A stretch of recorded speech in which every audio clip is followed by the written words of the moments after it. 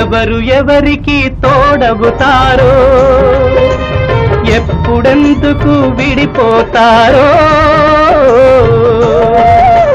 మమతను కాదని వెళతారు, మనసే చాలని ఉంటారు. ఎవ్వరి పయనం ఎందాకో అడగదు ఎవ్వరిని, బదులే దొరకదని. అడగదు ఎవ్వరిని, బదులే దొరకదని.